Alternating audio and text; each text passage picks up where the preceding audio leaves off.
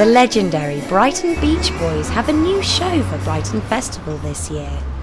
We sent Diana Frangi down to St George's Church in Kemp Town to meet the boys. Tell us about your career. I've been an actor since the early 80s, acted in various films. I suppose the notable successes of my glittering career were With Nail and I, Wayne's World 2, Crying Game, Star Wars Episode 1. I was a musician earlier on in my life. When I was at school and at college, I used to play in bands and things, and when I became an actor, that became impossible. But then when I moved to Brighton and started listening to live music in pubs, met Steve and Adrian, and they convinced me to form a Beach Boys tribute band. If you should ever leave me, your life would still go on with me. The world could show nothing to me. So what good would living do me?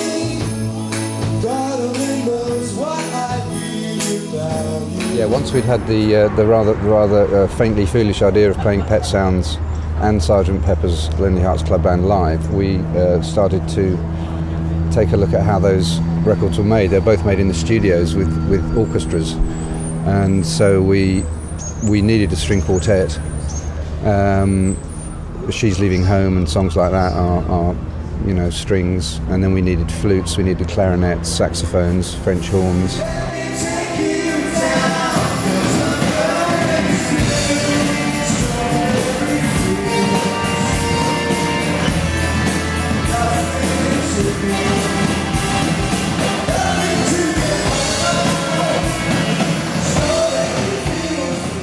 This year we decided to stretch ourselves and play two different shows. So on the Friday night we're doing the Beatles' final album, Abbey Road, and our own original music, Pop Dreams, all of which is written by Glenn Richardson.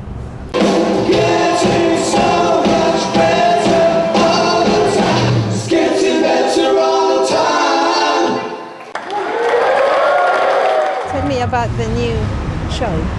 Well, my songs are going to be paired with the Abbey Road section of this new show, where in the second half of the show, we'll play all of Abbey Road by the Beatles with all the brass and strings and all that stuff. It's going to be great. And in the first half of it, we're going to be playing songs of mine, some of which go back all the way to the mid-80s. And so we asked the audience last year what they would like us to do. And we had some paper at the back of the church, and people could write down the records that they wanted us to tackle. And Abbey Road, the Beatles album Abbey Road, came top of the list of things they wanted us to play. So that's why we chose Abbey Road. Yeah, and I've written quite a few songs for a friend of mine called Joanna Neary, who people might know from a show called Ideal. So yeah, just odds and ends of comedy songwriting and everything. But this is the first time any of my supposedly serious material has kind of gone out to more than a couple of dozen friends, So. And then on the Saturday night we're doing Pet Sounds and Sgt Pepper again. So we're actually working twice as hard as normal this year. Twice as many rehearsals and learning twice as many notes and harmonies and so on. But that's what we wanted to do. I think we felt like we'd done 5 really good years here of those 2 records, and we wanted to now expand a bit and start adding some more music to our repertory with that big band. All the lonely people, where do they all come from? All the lonely people, where do they all belong? Ah, look at all the lonely people. Well, this unbelievably is our 10th anniversary this year, and we're going to be playing a 10th anniversary concert at the Comedia in November. And I worked it out. It just struck me the other day that I've spent nearly a quarter of my life in the Brighton Beach Boys, and it was a poignant and tearful moment when I worked that out. But there it is, a quarter of my life, and it just seems like yesterday that we started. I suppose my all-time favourite Beach Boys song is Heroes and Villains, which is not on Pet Sounds, it's on Smile. And my all-time favourite Beach Boys LP would be Smile. Smile is coming out later this year. It was recorded at the same time as Sgt. Pepper. And then when Brian Wilson heard Sgt. Pepper, he panicked and thought that he wasn't going to match it, so he withdrew it, and Smile itself was withdrawn from the public for 37 years. And it's only just kind of come to light this century, really. So it's a kind of lost classic. The ones which are really simple are quite difficult often. I mean, God Only Knows is a very well-known song, and people know it, so they know how it sounds and they've got it in their ears. But luckily we've got Glenn singing lead, and he's got the voice of an angel, so I think we pull that one off. But yeah, the most difficult ones are often the ones that people love the most, you know, because you have to match their expectations.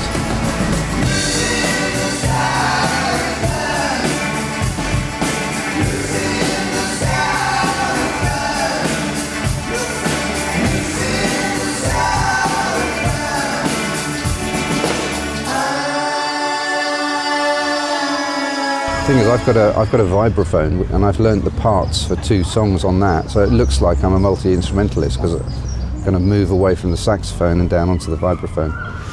I've been playing saxophone since I was 13. I'm playing the same alto saxophone that I bought when I was 13 years old, so I can kind of work my way around that instrument. Keyboards I taught myself when I was young, and I'm a sort of average piano player.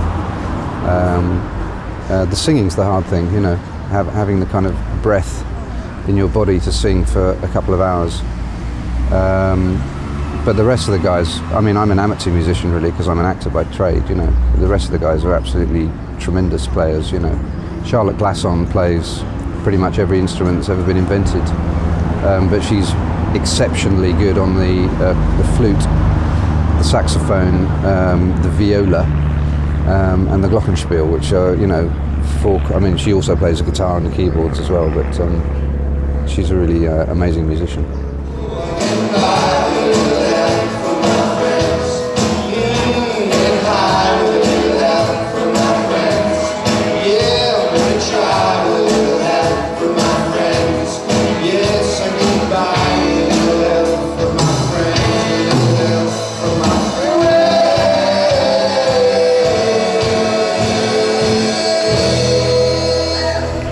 We differ from the vast majority of other tribute bands because we do not actually put on wigs and costumes. I mean, perhaps we should, but we actually don't dress up as the band and pretend to be the bands. We are playing the music, actually.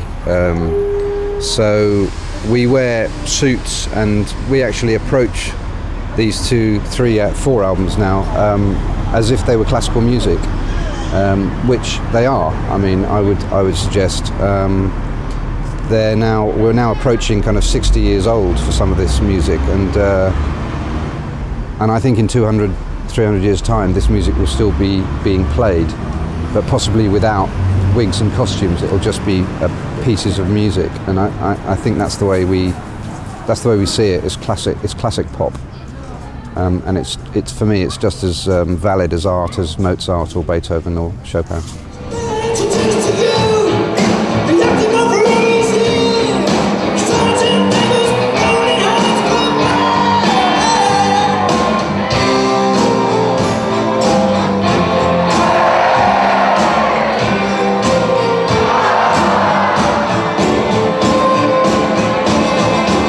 We've had our high points of winning awards.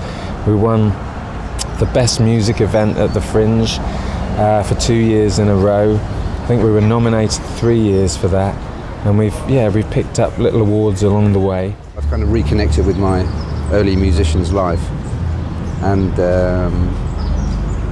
you know, it's my great joy now to play this show every year in the church. Is actually my favourite evening of the year. It's been a good 10 years.